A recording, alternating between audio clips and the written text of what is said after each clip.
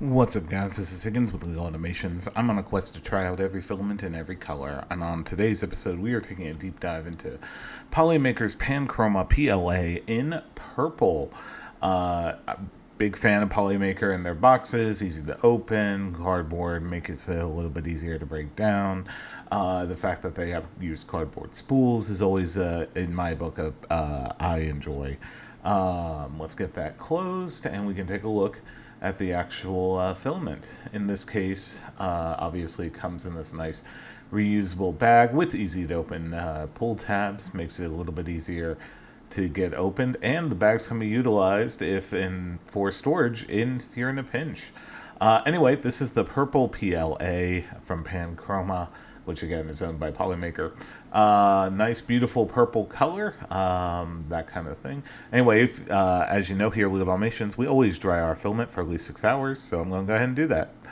And here is the benchy. If you're new here, we always start out by printing a benchy in the generic filament settings in Bamboo Studio. In this case, generic PLA. We're going to get that sliced up, and it should take under an hour, which is good to see. So we're going to send that to the printer along with all the other test prints. And here they are. So let's go ahead and talk about these test prints here. From left to right, you have the generic benchy, the dimensional cube, the temperature tower, the retraction test, the max volumetric speed test, the overhang test, and then getting the settings dialed in and reprinting that benchy. Anyway, here's the first benchy. There was some issues there at the bottom, again, for whatever reason. I couldn't figure out why. But we're going to try and rectify that throughout the printing test.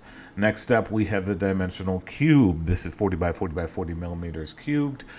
Printed in spiral Voss mode. Everything looks great with that. Next up, we have the temperature tower. And the best temp for this one looks to be about 210, which is pretty common for Polymaker's Panchroma PLA series. That's what I found had the least amount of stringing and globbing on the spike. Next up, we have the retraction test. Very little stringing there to non-existent. Next up, we had the max volumetric speed test. This performed absolutely great at 20 millimeters cubed per second. Overall, I'd say pretty good. Next up, we had the overhang test. So the overhang test did fail. I have no idea why, but basically just at about 65 degrees, it just came off. So just something to be on the lookout for if you're looking at this filament. Anyway, we got those things dialed in and reprinted that benchy, and as you can see, it looks absolutely amazing. Anyway, at time of filming, you can pick this up over at Amazon for less than $21. Link is in the description down below if you want to check it out. Anyway, everything looks good on that end. Next, so my overall thoughts for this filament. Generally speaking, I like Polymaker. I think that they're pretty good. If you're looking at getting into it, their quality is very, very good.